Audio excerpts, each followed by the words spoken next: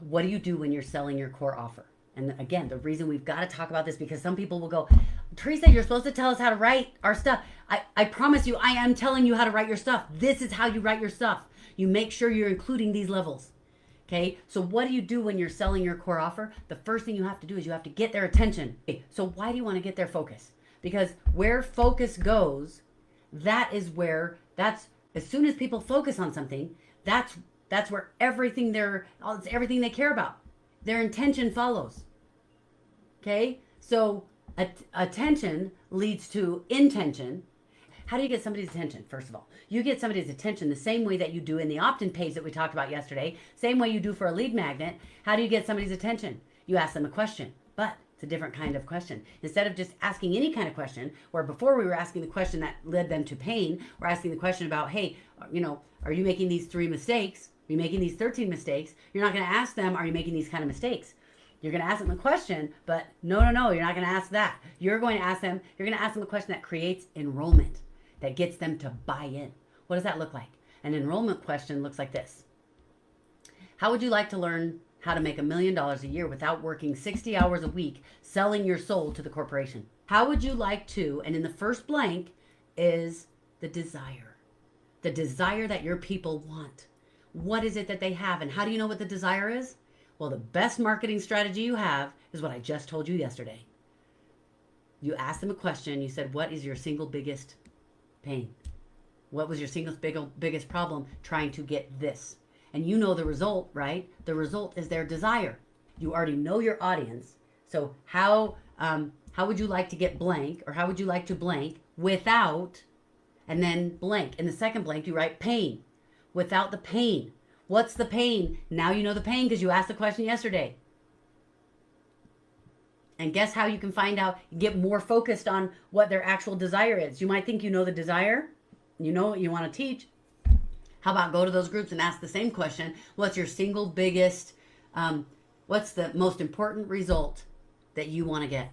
How would you like to lose 20 pounds in the next 20 weeks without dieting and feeling like you're starving yourself, or exercising to the point where you feel like you're going to have a heart attack? Doesn't matter how long the words are in the blank.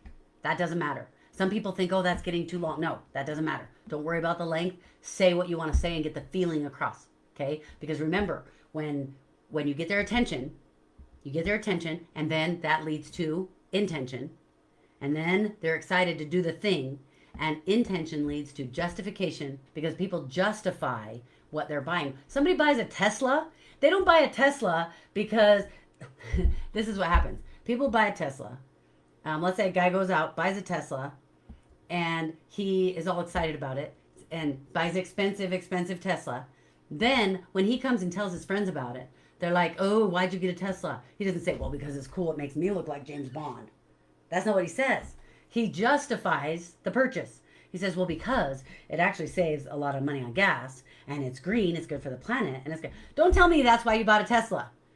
Yes, some people, that's why they do their thing, but we justify once we decide what we think is important, and we decide that is the solution that I need, then we justify the purchase.